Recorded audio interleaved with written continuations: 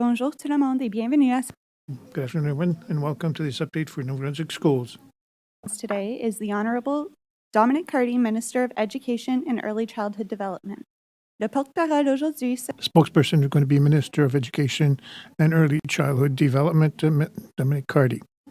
statement who will be available to answer questions along with the Assistant Deputy Minister of Corporate Services for the department, Robert Penny, who will assist with technical and logistical questions.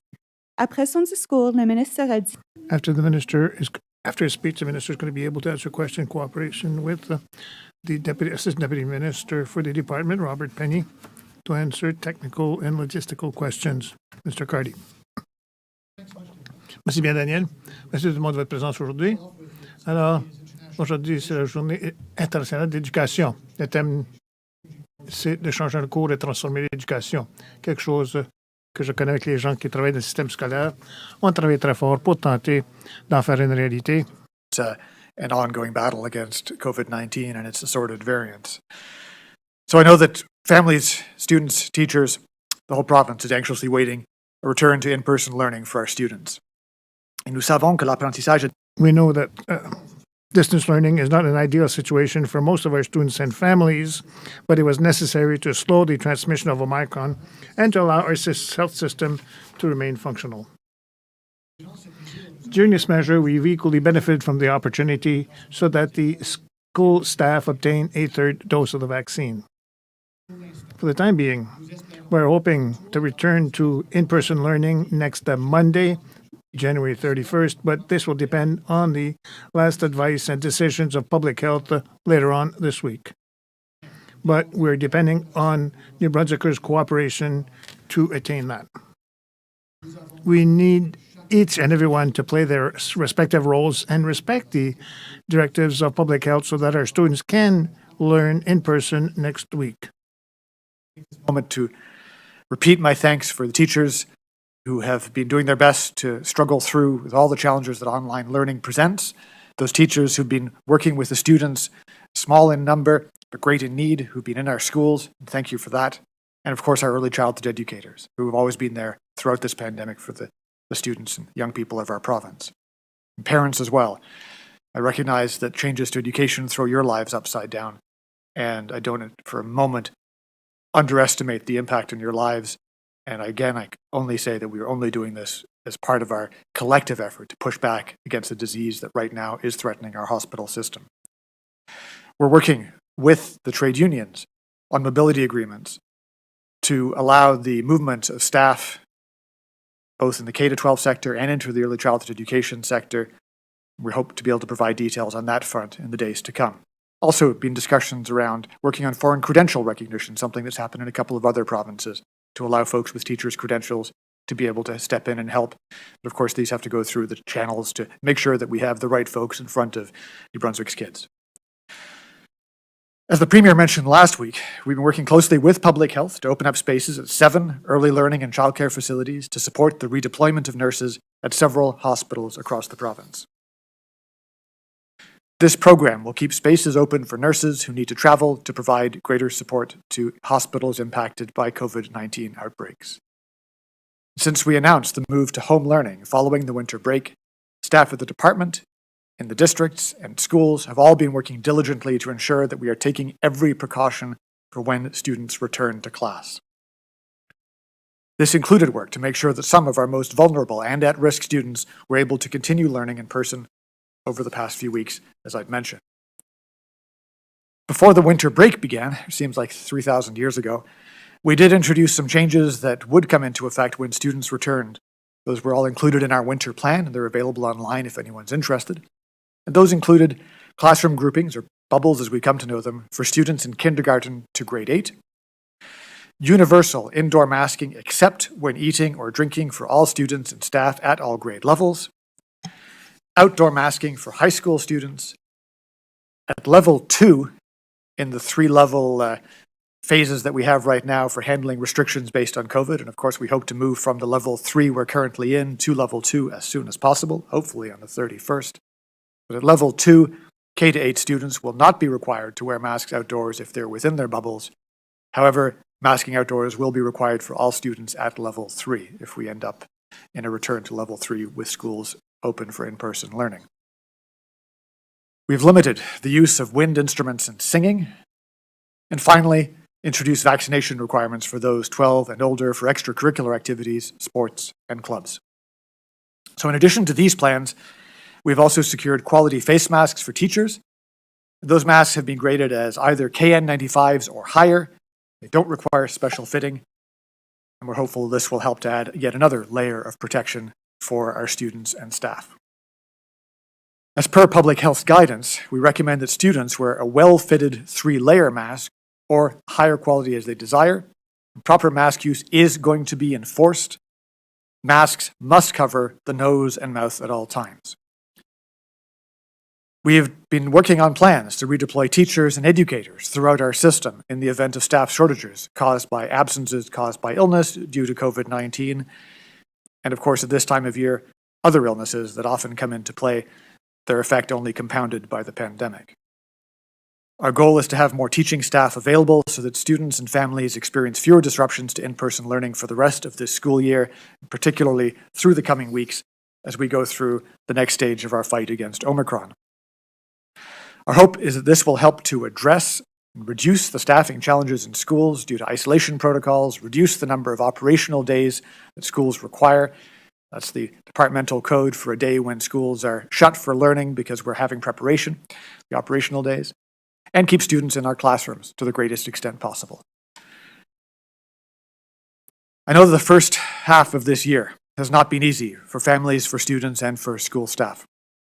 Nearly 2/3 of our schools were impacted with COVID cases before Christmas, with 900 cases confirmed in student, staff, and those connected to our school system.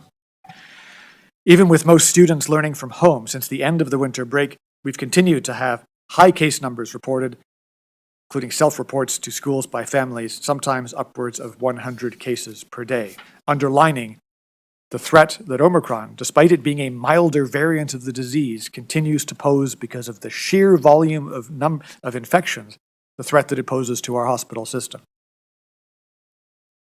Alors, je sais que So I know that distance learning presents challenges for many families. However, these few distance learning weeks have allowed the school staff to have more time to receive their booster shots because it is a priority group for the past few months. They've equally allowed to give more opportunities to students of 5 to 12 years old to receive their first and even their second dose of the vaccination. Given the provincial changes that are more important in matters of research and tests and contacts, the rapid test program to support the research and close contacts in the schools are not going to be available for the time being.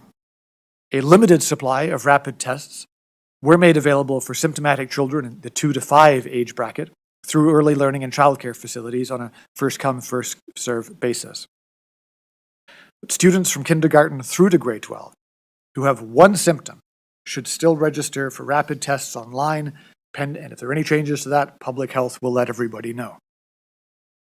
Our intention was to be able to support our youngest learners who are still ineligible to be vaccinated, and that sector has additional support through the last few weeks.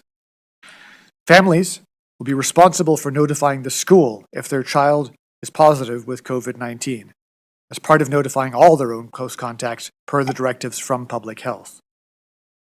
School districts will also continue to notify school communities when cases are reported to them, but this may look a little bit different than the situation folks have become used to over the last number of months. For instance, some districts are developing a web page where families can get up-to-date information on which schools have had cases reported to them. We are working to ensure more stability for families and students when cases are reported so that they can continue learning in person to the greatest extent possible, but we will ask families to be vigilant and to continue to monitor for symptoms. So if you have any new or worsening symptoms, whether you're a child looking at being back in school next week, hopefully, or an adult, it's more important than ever that you stay home and get tested. The department's going to continue to report information that we receive from schools and districts on these self-reported cases. And I know that questions around testing are always something that, for good reasons, attract a lot of attention and interest, and be happy to answer further questions on that as we get into the question and answer session later. Next, as has been discussed quite a bit over the last number of weeks and the last couple of months, a working group on ventilation systems in schools was established during the pandemic's early stages. That included representatives from WorkSafe, the Department of Transportation and Infrastructure, Health, and the staff at Education and Early Childhood Development. Before Christmas, Education and Early Childhood Development commissioned a separate report from an independent science and research company. And we commissioned this report to look into government's ongoing work to improve ventilations in schools, which includes, based on that previous report, over $10 million invested towards air quality testing in schools and upgrading ventilation systems. And we have 11 projects currently underway, a number only limited by the accessibility of specialized contractors required to do that work. But what I'm going to tell you today, I'm going to be focusing in on HEPA filters, because these have been broadly discussed in other jurisdictions and here in New Brunswick as well. So I'd like to get into the conclusions from the report that we commissioned before Christmas. As you all know, coronavirus continues to evolve over the past couple of years. We see that the use of HEPA filters in integrated ventilation systems, when that is possible, could present certain advantages. But our team was concerned about the risk tied to using portable HEPA machines in our classrooms. Filter out particles also operate similarly to fans, create air currents in a classroom. Fairly self-evident. The concern we heard from governmental experts was that more COVID particles could therefore be circulated in classrooms. And that would potentially be due to infected individuals exhaling aerosols.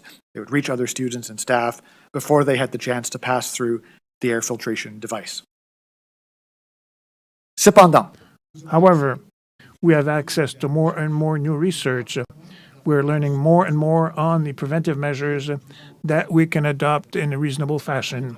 Over the past few months, I participated in more committed debates on the issue, and I heard opinions and comments that are varied and diverse from members of the public as well as from the experts. We've heard many points of view, and more research on this issue were communicated publicly and were sent directly to the staff. In light of these discussions and debates and evidence, it's quite evident that there are more and more research and contradictory research and information on the effect of these systems in the classrooms. The report was to conduct a review of up-to-date scientific literature to answer 4 questions. Those questions centered around 1. Would installing portable HEPA filtration units have a positive, negative, or no effect in classrooms without integrated ventilation? Is the response to question 1 different for schools with integrated ventilation systems? 3, what kind of analysis has been done in other jurisdictions on the impact these units have in classrooms and what were the results? 4, how can we measure the impact of these machines? Should they be installed in classrooms, and how do they need to be set up to work safely, efficiently, and properly if installed? So I want to thank RPC Science and Engineering for their thorough work on this report. While the complete reports are both the original one on overall school ventilation and this one on HEPA filtration are both available online, the review acknowledged was along the same lines as what our staff and the provincial working group has said. Measures like masking, physical distancing, and not coming to school when sick are the most important practical things that we can do. The public schools who have integrated mechanical ventilation systems should continue to use the systems that they have in place according to the directives of ASPC. Even if the report reveals no proof showing directly that HEPA filters reduces the transmission of COVID-19 in the classrooms, the report indicates that research indicates the possibility of reducing the presence of COVID-19 in the air when they were used in conjunction with the masking. So while the report, which reviewed all the current scientific evidence, shows no evidence directly proving that HEPA filtration reduces COVID-19 transmission in classrooms, the report indicated that more research was available on those units, which led to a change, for example, Public Health Canada, who last year recommended against their use, then switching to say it could be looked at as another layer of protection. And our report found that when they are properly installed, operated, and maintained, they can serve as an additional line of defense to support a reduction in the propagation of airborne COVID particles in classrooms without mechanical ventilation systems, as long as they are coupled with masking. So given the rapid spread and transmissibility of Omicron, we know we need to use every single available tool so that we can help reduce transmissions. The departmental staff and the Department of Transport and Infrastructures have follow these recommendations. We've invested approximately $3 million to purchase 2,000 units to install them in these 60 schools without integrated mechanical ventilation. Importance of the proper installation of these units, because adequate placement and operation are essential to ensuring that they present a benefit and no risk. Training is being provided to those responsible for placing units in classrooms, and once placed, they should not be moved. The report did note concerns for risks associated with the potential misoperation of these portable units, which align with our concerns about using fans in classrooms. The 2,000 systems are already being delivered and installed in the 60 schools without integrated mechanical ventilation in the province. We should be able to install all the systems before January 31st, date on which we expect the return of students to the classrooms for in-person learning. Even if we're in a good, well advanced to install all the system between the 31st, if their installation goes into next week, this will not prevent students to go back to the classrooms if public health allows us to take up in-person learning. Thank all the folks who engage with me online about HEPA filters, experts and members of the public, because through raising those concerns, it encouraged a dialogue inside the department that led to the decision that I made and the announcement that I'm making today. So this shows that our system can work when citizens and politicians and experts work together, and shows the importance of maintaining our governance and other institutions despite their fragility, which is becoming all too apparent as we see the headlines from around the world these days. And so in the meantime, as usual, I'm going to ask for everyone's collaboration in following the health and safety measures in the schools. Because despite all of our planning and precautions, there are going to be more cases in schools. We have seen with the infectivity of Omicron that it's a question of controlling the spread, not stopping it, and our schools will not be immune. But similarly, we recognize the importance of a return to face-to-face education for our students. And so, as we have so often throughout the pandemic, we'll be asking public health for their final recommendation and look forward to implementing whatever directives they give us. And so we can let our teachers and staff get back to their critical work of catching up from the losses due to COVID and preparing for the next year as we continue to battle through this disease and continue to work to make sure that our students receive the highest quality education despite the restrictions that COVID is imposing on all of us. So we're going to need the help from everyone, from businesses, families, folks in the system, people who work for nonprofits. Every single New Brunswicker is part of this fight, because in the end, transmission in communities is what drives transmission in schools. So schools are part of our society and we have to recognize them as such. And while we continue to put extraordinary measures inside schools and to have them operate a little bit as a mini society within our province, in the end, the students and the staff go home to their families. They go out in the community. So please, every single moment you go out, think about the impact that your decisions are making on our ability to keep schools open for face-to-face learning and to protect our students and our staff. And even once we'll have gone over this phase 3 period, I'd ask each and everyone to follow the principles that we all know that helps to reduce propagation of the virus. Get vaccinated, limit our contacts, wearing of masks, physical distancing, washing your hands, and please, if you even have one symptom, do not come to school, stay at home, and get tested. We're looking forward to welcoming our students back into the classroom as soon as we safely can under the guidance of public health. But again, we need the help of everyone to get there. So please, let's work together so we can get our students safely back to class next Monday and carry on with the next stage of our fight against this virus. Thank you so much, everyone. Merci beaucoup. Thank you. Merci, Monsieur le Ministre. Thank you, Mr. Minister. With questions from the media, each reporter will have one question and one quick follow-up. You have the right to pose your question in the language of your choice. We'll now proceed to questions from the reporters. You have the right to ask your question in the language of your choice, and each reporter is going to have one question and a follow-up question. Pascal Rechnog, Radio-Canada. S'il vous plaît. First question, please. Good morning, Mr. Minister. I'd like to know, could you explain to us in French what's going to happen when there's one or more cases that are confirmed within the school community, whether it's students, staff, teachers. How are you going to manage that over the next weeks and months? Just to point out, so the way, if there's somebody that believes that they have a symptom, believes they are infected, or if they're already confirmed. Well, a confirmed case. When a parent tells the school, my child has COVID, or when a teacher has COVID, so how are you going to manage that with closures and openings? Okay. So, in this case, once again, just to point out, as the beginning, I believe if you're sick, you have a symptom that changes or becomes more severe, stay at home, make sure that you get a test.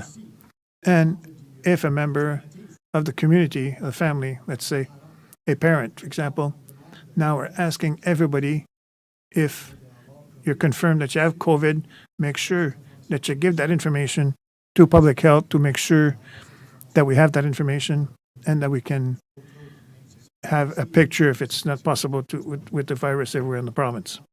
After that, we're going to continue to share the information, but based on the website in each district and different mechanisms in each district to share the information with the school community. Is there anything else that I missed? Is that it? Good answer. So I hope that was complete for you. Thank you. My follow-up question, if you can explain to me, how is it going to operate if there's one case or many cases confirmed? Are you going to close just one classroom, close the entire school? How's that going to operate? It's going to be the same as the last weeks before Christmas, where we ask public health.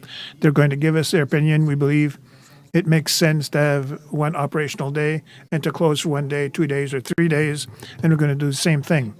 With Omicron, we tried to have a more targeted approach on the outbreaks and the cases we can see that are increasing in a community or in a school. So that is a decision for public health, in cooperation, close cooperation with the Department of Education.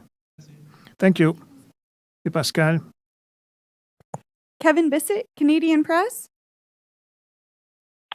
Yes, good afternoon. When schools do resume, we do expect there will be cases. Have you done modeling and any estimates as far as the number of cases you do expect? I would not be able to give you that. I think if there's one thing that COVID-19 has done to humble people in positions of authority around the world over the last 2 years is to teach us all not to make predictions. The only prediction I'm going to make is we're going to have cases. We're going to have schools that do move online from periods of time. We will have operational impacts and we will have to deal with them. That's just with Omicron. Whatever comes next after that might change the game again. We've had a brand new disease and 3 major variants of it in less than 2 years. So any predictions I make now would probably be unwise on that front. But we will continue to do our best and continue to be guided by the science. And just a quick question in regards to the HEPA filters. How many of the units have been put in, and what kind of cost are we looking at? The cost is about $3 million, and most of the units we expect to have in the next couple of days. And we're hoping to have all of them in before the 31st. But again, if there are any holdovers, we will get those in the first couple of days of next week. Because part of the point here is that we're not just, although they are simple devices, the report that we commissioned did show the importance of their proper location in any given classroom. So they're going to be installed by people who have expertise in that area. So if that takes them an extra couple of days, we'll give them that time to get that job done properly. Absolutely. So the last report that I got actually was this morning, and it said that we should be complete the Thursday prior, which would be the 27th or 28th. And that's great because it would give us, living in the Northeast here, it would give us a snow day if there is one. So I expect to have them all installed if indeed there is a return to class January 31st. Thank you, Minister. Thank you, Mr. Penny. Vicky Hogar, CHCO TV, your first question, please. Thank you. Minister Carty, you said transmission in communities is what drives transmission in schools. 400 people gathered in Fredericton for a protest against COVID measures on Saturday. 2 men were arrested, tickets were handed out. But do you think enough was done to prevent non-compliance to the Emergency Measures Act, especially considering that there seem to be more rallies scheduled for this coming weekend? Yeah, I think my position on those folks and their actions are crystal clear, and I really want to restrict this briefing to discussions specifically around the school system, but I'm sure we'll have lots of opportunities to talk about anti-vaxxers in the weeks and months to come, unfortunately.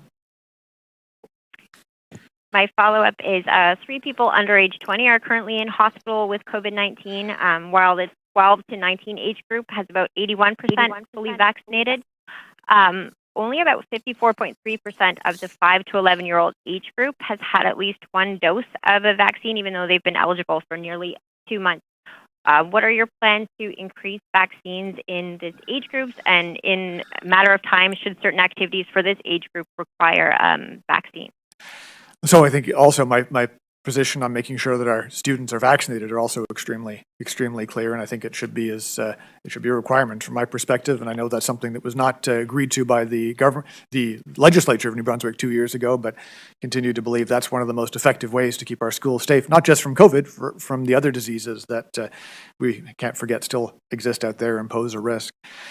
But in the end, we have done every single thing we can to offer. We have offered clinics at RHA offices, we've offered them in communities, we've offered them at drugstores, we've offered them in schools. The in-school clinics that we offered had fairly limited pickup, but we are going to continue to take advice from public health on how best to increase that total number so that we can make sure that as many of the student population as possible get vaccinated. But while we wait for that and work on new ways to do that, it comes back again to the community. If you're an adult, got 91.7% with first dose, 83.8% have had their second dose, and 38.7% have had their third dose. Please go and get your shot. It's a small gesture, a gesture that protects you, the folks around you, and the province, and our school system in this case, and our hospital system, which is why we're in this difficult level 3 period right now. So that's health will provide more details on additional campaigns they may have. My plea is simply to get this done, and for those of us outside of the school system to play our part as well. And there's still a whole lot of people who could step up that tiny bit more. Thank you, Minister. Thank you, Vicki. John Chillibeck, Brunswick News, your first question. You've mentioned on social media that there were threats made against you this weekend, and I'm assuming that some of it has to do with your stance on ensuring that children are vaccinated as well. There's been a surge in anger over the, not just here, elsewhere as well, with children needing vaccines. There's this view out there that, these kids shouldn't get it among some people. So I wanted you to describe that in more detail, these threats you've mentioned, and how common has that become among your cabinet and your government, these threats that they're getting? So thanks for that. And yes, I think you hit the nail on the head in terms of the origin. And I know that Minister Shepherd had a story out a few weeks ago on this issue. But again, this is a technical briefing around back to school plans. There'll be lots of opportunities for us to talk about anti-vaxxers and why they do the strange things that they do on other occasions. But today I really want to focus in on all the parents who are watching, who are concerned, teachers who are watching, and students about what the plans are for back to school, hopefully on the 31st, and what they can expect from those classroom environments. Anti-vaxxers are absolutely part of our community I was going to say for better or for worse, but for worse. And we have to figure out how to work with them or around them or something. But let's come back to that on a day when I'm not going through some of these detailed answers that I think parents are watching to find the answers to. Sorry for not being able to answer more directly. Yeah, I appreciate what you're saying. And just for a follow-up, if you look at the statistics, it's just a little over half of kids under 12 have had their first vaccination dose. So given that high number and this surge we just talked about of anti-vaccine sentiment, just thinking of what happened in Fredericton a few weeks ago, I think there were 30 protesters at a rally at City Hall, and this weekend it was 400. How concerned are you that as this goes on, restrictions and such, that future demonstrations will be bigger? Well, that's obviously something I've been concerned about for a long time, and prior to COVID, the impact of people who are questioning science and institutions, ultimately governance systems, and our entire way of life. But again, that's going to be something I'd be happy to come back to, but outside of this technical briefing. I think that today really want to focus on what's happening in the schools and how parents can best prepare and how make sure teachers have a clear understanding of what's going to be happening. There's all sorts of challenges outside the school system, which I'd be happy to address at another point. Thank you, Minister. Thank you, John. Natalie Sturgeon, Global News. Your first question, please. Hi, Minister. I'm just wondering if you can just clarify to me what the science in this report actually says. Does it support the use of HEPA filters? And if it said that it didn't really stop the spread of COVID, why are we putting them in schools now? So to be clear on the purpose of this report was not to go and do independent research, but to do a proper literature review of the evidence that's out there, which has been changing quickly. And it showed that there was benefits to HEPA filters if properly placed in classrooms, more limited than some of the people who are really enthusiastic about their use, but definitely there. And that's something which I think the body of expert opinion has, some folks have been arguing for them for a while, others slower to come to this, to the HEPA party. And Health Canada being one of them, who we were largely following guidance from, who changed their advice shortly before Christmas, after this report was commissioned, to say that they believe they were a stronger tool than they had previously said. Mr. Penny, do you have anything you'd want to add on that? Yeah, I would add, I'll give you a little bit of background, and both the current Public Health Canada guidelines, which are online, and this report say essentially the same thing. So in Nouveau-Brunswick, we've got 294 schools total. We've got 234 schools that have mechanical HVAC systems. Early on, we instructed and resourced school districts that the mechanical HVAC systems in place should be fitted with the maximum amount of filtration available to that unit. And the units are, think of driving your car at home. The units are all slightly different so that fit the size of the school, but there is a documented maximum filtration available. That's what both Public Health Canada and this report say is optimal, which is bringing in fresh air all the time, filtering the air that's recirculated, and expelling a certain amount of air. So that's the first thing. The second thing, and the formula that I think everybody has looked at the last couple of years, is what's the risk versus what's the benefit? And a year ago, we would have said, I have inquiétude, as we'd say it in French. I've got a little bit of anxiety about pushing air around the room, not being able to know exactly where it's going or whether it's got it's virus laden or not. So there's a risk. And I'm really unclear on the benefit. So why would I do this? A year later, and RPC did some excellent work for us in saying, yeah, there's a risk there, but here's how you manage it. So that's super. I can reduce my risk now. And what the science is saying is we don't, and I'll be quite frank with you, we don't have studies specific to COVID, but we do have studies documenting that particulate matter, microbial particulates, can be taken out of the air effectively by these devices in closed settings. So what that did is it effectively tipped the formula. It said, okay, there's probably some benefit here, although I don't know how much, and I can manage my risk. So I can reduce my risk and increase my benefit, and therefore now I want to do it. Thank you, Minister. Thank you, Mr. Penny. Natalie, do you have a follow-up? Yeah, I heard the $3 million cost, but I'm just wondering if you could give me the numbers of schools who will actually get HEPA filters. Yeah, it's so in the study that came out last year, because I had some other folks asking me about, well, why do we need to do a study on what our ventilation systems work? So we actually didn't have a central document looking at the ventilation system in schools until Mr. Penny and his team went off and made sure that work was done. And now we know both issues in individual classrooms, individual schools, but one of the central and most obvious things that we found out was 60 schools don't have integrated mechanical ventilation systems.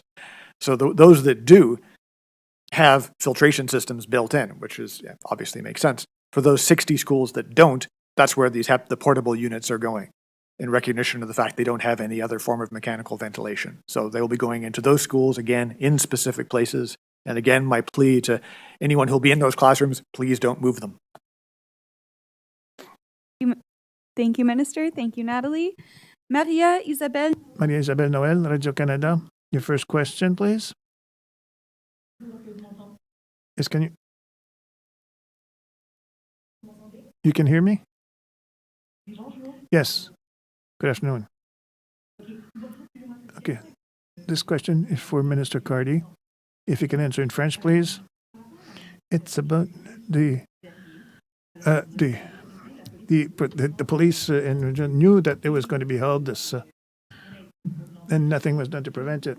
So, do you know how could that be managed by the Fredericton police? A good question. Like I mentioned in English, what happened? This is really a technical briefing around the return to school. I hope that it's going to be next Monday. And but my words on questions of what happened in Fredericton this past week, I believe that what I said on social media was quite clear. And I continue to think the same thing.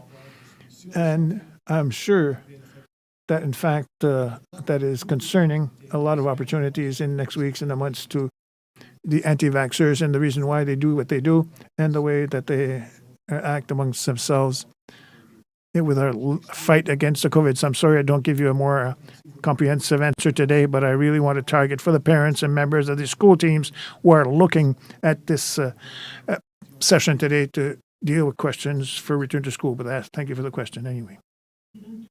Another question, sorry to insist, but with the emergency measures, do you believe that they will be clear about public manifestations or demonstrations?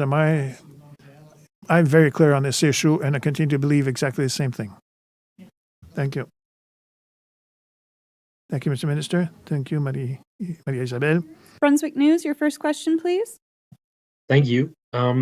Minister, on the 60 that will receive the HEPA filters, you said 11 currently have projects underway to give them full ventilation systems.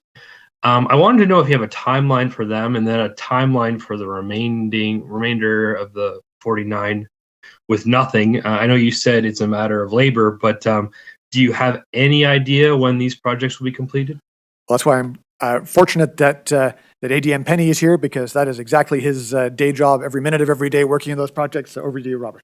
So we will do 8 or so of those projects a year for the next 4 years, which obviously would be 32.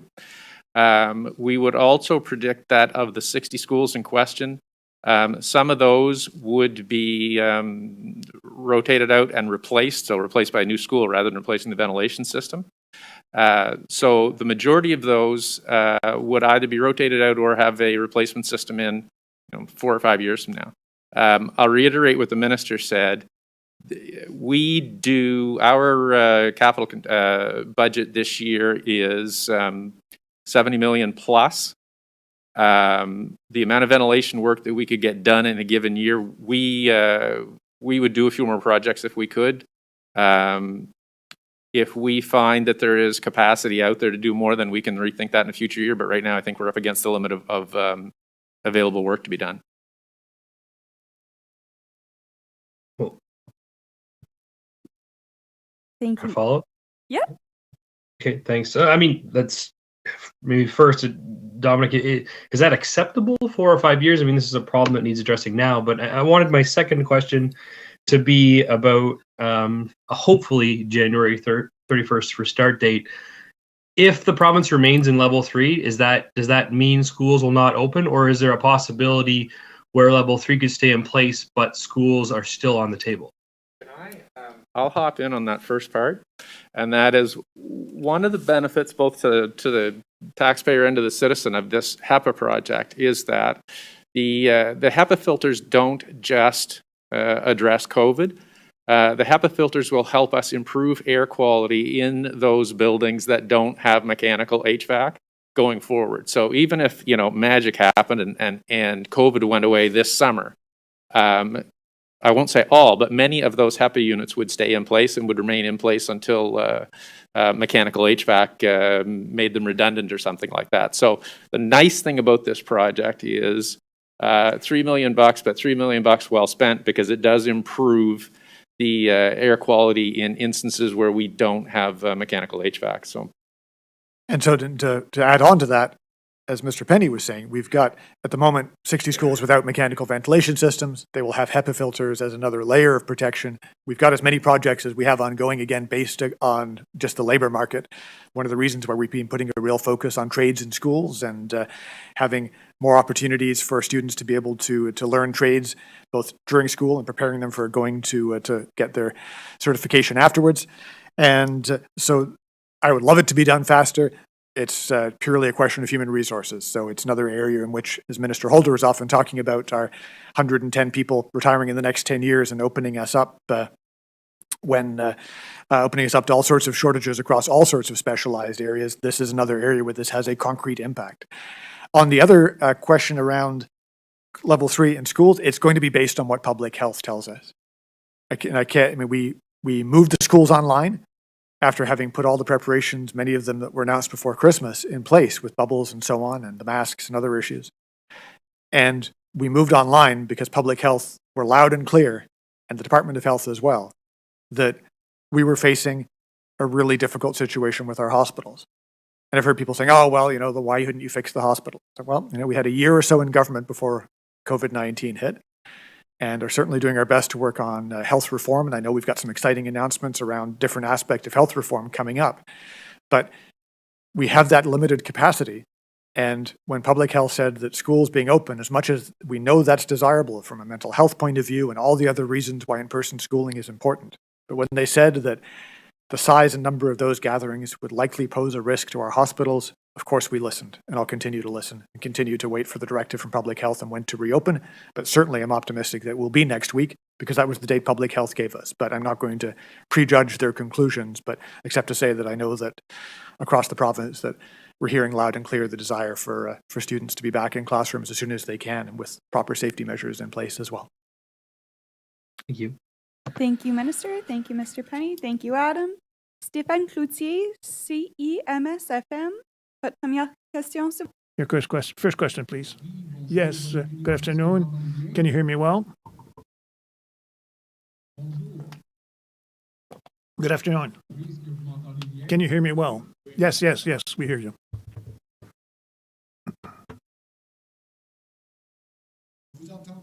We hear you perfectly. Go ahead.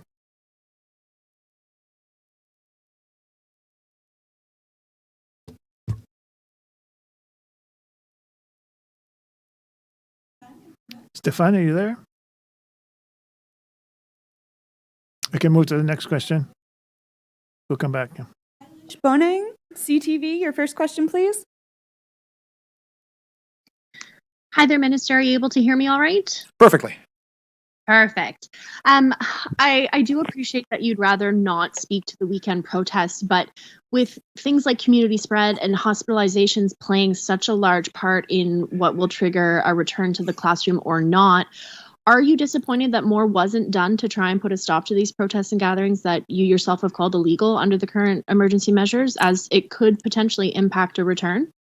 I mean, obviously, I think my comments are pretty crystal clear in my feelings about both the rally and the potential consequences of it and all the things that were wrapped around it. But again, I really want to restrict the comments today at this briefing to technical questions around the education system, because we've got parents, staff, teachers watching. They really want to know what they're going to be facing potentially as early as next Monday, and look forward to talking about vaccines and the people who don't like them at some other point in the future.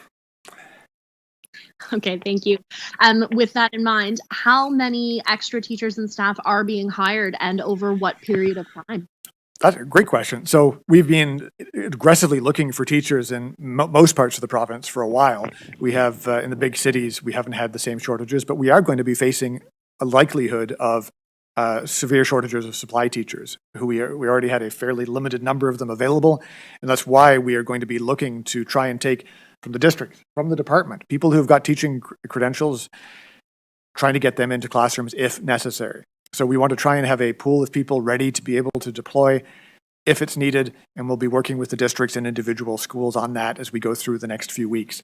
So if a principal wakes up and sees me mopping the floor in their classroom, then that would be why. I just wanted to come back to Adam's question for a second. I realized when I thought about it that I might have misspoke. Adam, the number of projects will vary slightly from year to year. The dollar amount is 8.75 million or so in each of the next 4 years. So I think I might have said 8 projects. That's incorrect. $8.75 million. That would be 10 or 12 projects plus or minus, obviously, in each year, depending on the size of the project. So I just want to make sure we're clear on that. And if you want a list of this year's projects, we would be releasing that probably in the next week or so. Appreciate that.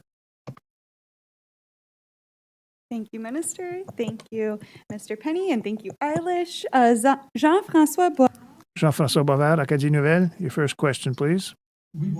Yes, good afternoon. The situation of COVID is quite stable for the past couple of days.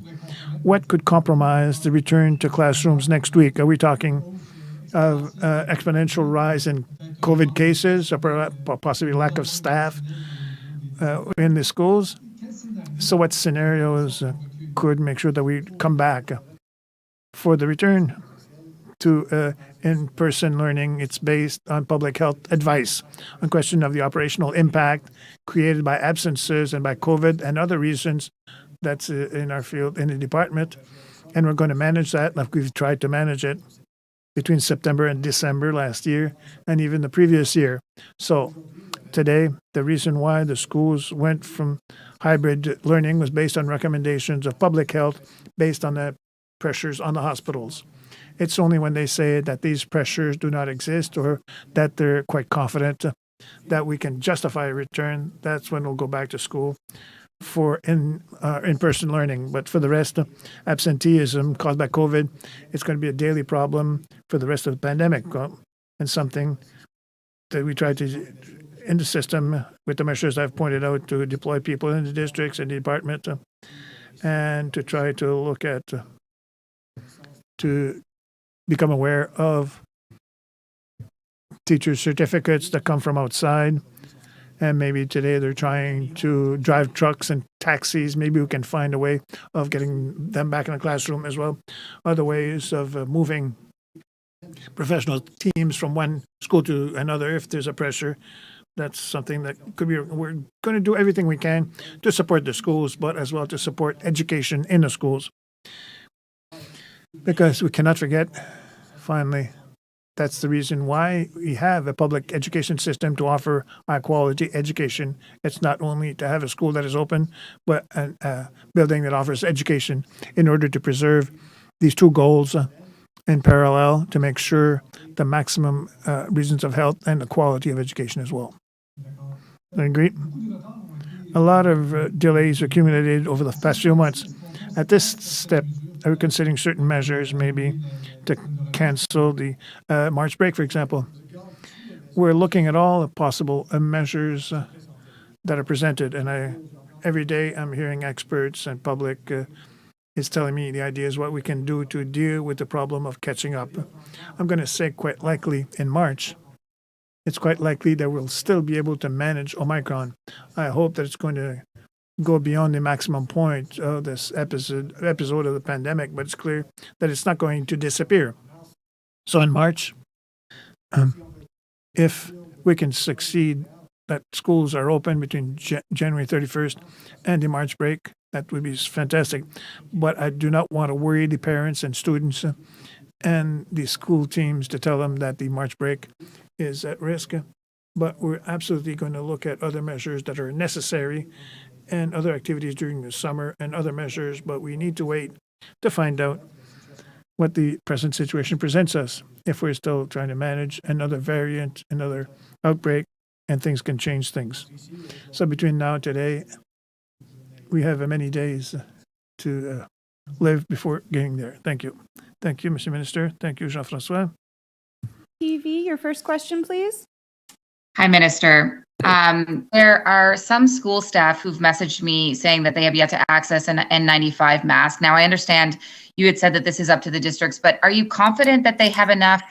Will they be giving them to educational assistants, school bus drivers, janitorial staff? And will there be extras for students that potentially do not have a good enough mask? Like, how will you police that? Schools will. So on the first question, you're right about the districts. So they've all gone out. There are sufficient numbers. They are for all professional staff.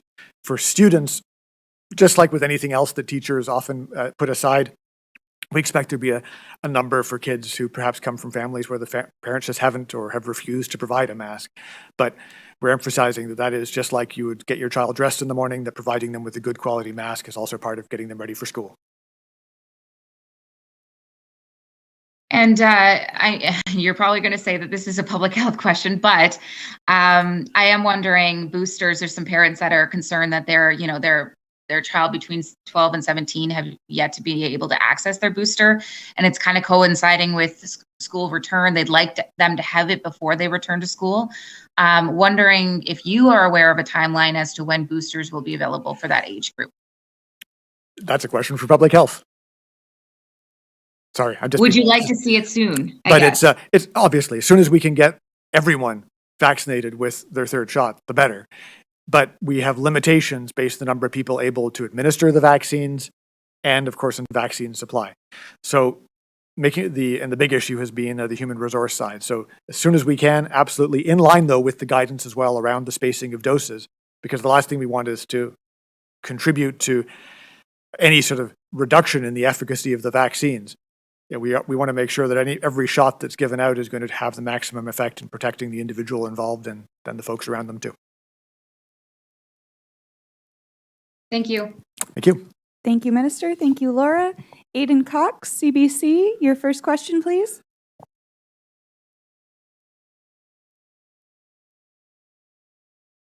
Good afternoon.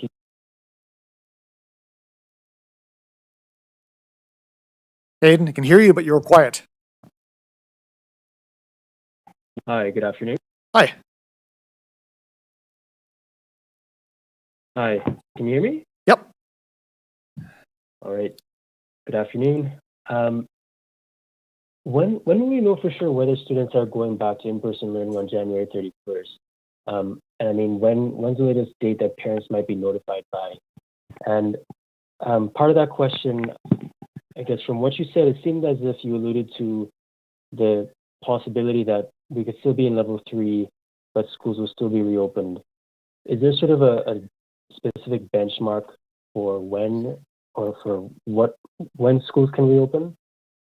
Again, that is, we move schools online based on a recommendation from public health, and we will open them based on a recommendation from public health. So I can't say it more simply and clearly than that.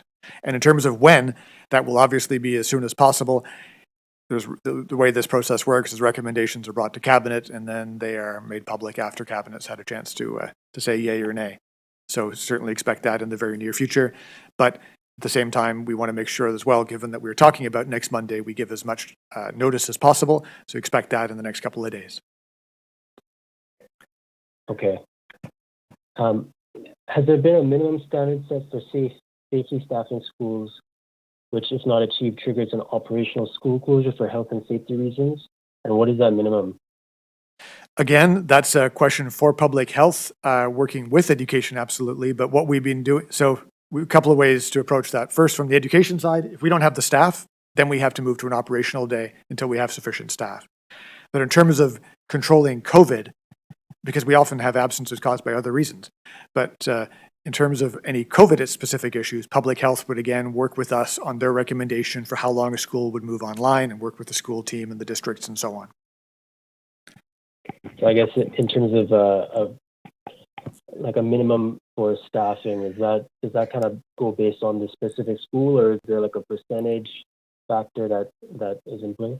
Yeah, it's based on it's absolutely based on each individual school situation. So that it would differ from school to school, both in terms of the absences for COVID or non-COVID reasons, and then again, in terms of public health side that they have made last year, we had recommendations in some cases for a single day, in some cases for 3 days, and in some cases a couple of weeks. And so we would absolutely continue in the same direction to look to them to tell us the appropriate amount of time for school to either be closed if it's a single operational day or to move online if that's necessary. Okay. Thank you, Minister. Thank you, Aidan. Marie Sutherland, CBC, your first question, please.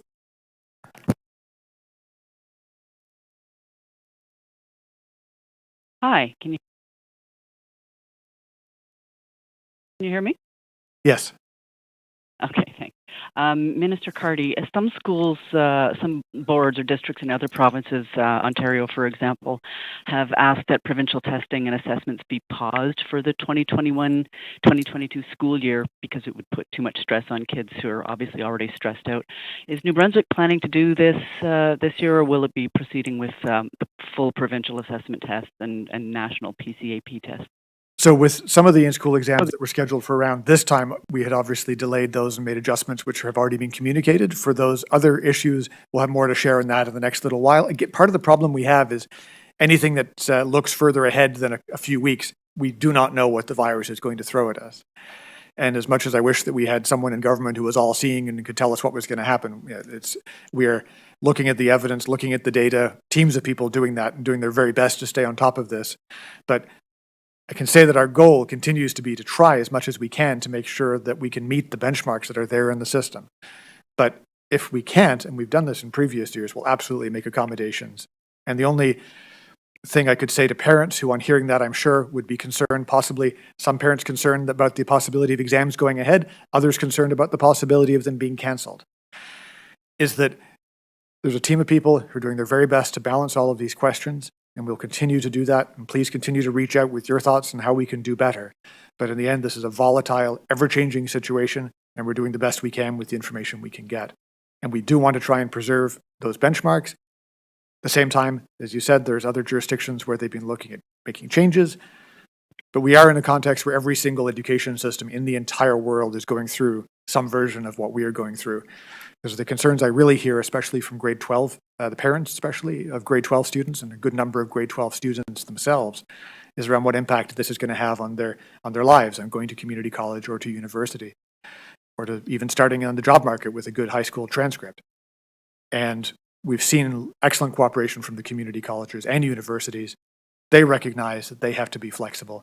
They're all enduring this pandemic the same way as we are. So at least on that front, the only sort of reassurance I can really give is that we are literally, as a planet, all in this together, and we are all trying to figure out the best path. And I continue to look, so does the team, at what other provinces and other countries are doing and trying to take what seems like it looks like it's going to work, or ideally if there's any evidence base. But even there, 2 years into a pandemic is not a long time to build up a good data set. So often we are trying to look to pick up the best pieces of policy advice we can as the situation changes week to week to week. Thank you, Minister. Marie, do you have a follow-up? I do. So speaking of that data set, what do the latest assessment results look like? I guess that would be 2021. And what do they tell us about how well students have been learning during these past 2 years? We got some good details on that, but what I'd like to, if you wouldn't mind, can we follow up with that offline? Just because it gets into a level of technical complexity that I'm almost certain to make a mistake with at least a decimal and then just have to correct it later. So if you wouldn't mind, we can just follow up with that after the press conference. Okay. Thanks. Stéphane Cloutier, CEMS FM.